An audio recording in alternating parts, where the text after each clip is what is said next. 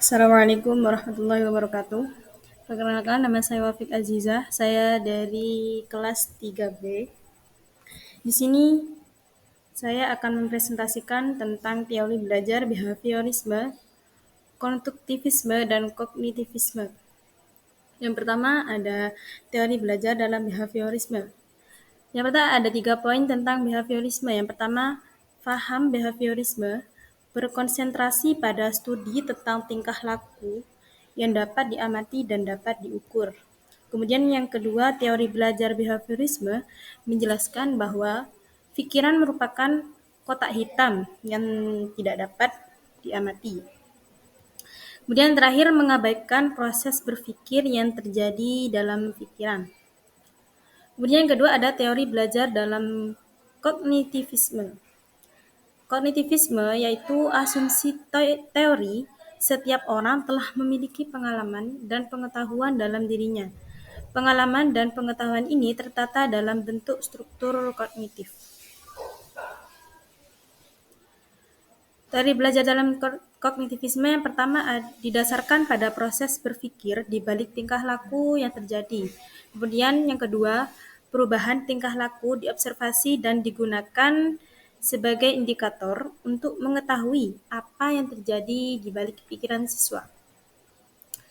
Yang ketiga, belajar adalah perbuatan persepsi dan pemahaman perubahan, dan persepsi tidak selalu berbentuk perubahan tingkah laku yang bisa diamati. Kemudian dalam teori kognitivisme itu ada 7 yang terkenal. Yang pertama ada teori perkembangan kognitif Piaget. Yang kedua ada teori pemrosesan informasi jenis. Kemudian yang ketiga teori Brunner. Yang keempat ada teori bermakna ausible. Kemudian yang kelima ada teori Dionys. Yang keenam ada teori belajar Van Hill. Yang terakhir ada teori belajar Brownell dan Van Henge. Kemudian yang ketiga ada teori dalam konstruktivisme. Konstruktivisme didasarkan pada pernyataan bahwa kita semua membangun pengetahuan kita sendiri dari lingkungan untuk memperoleh pengalaman dan skema.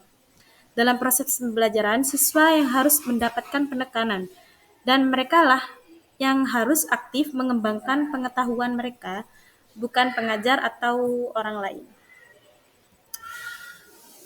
Beberapa hal yang harus diperhatikan dalam konstruktivisme.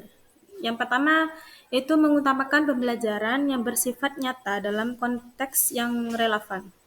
Yang kedua, itu mengutamakan proses. Kemudian yang ketiga, menanamkan pembelajaran dalam konteks pengalaman sosial.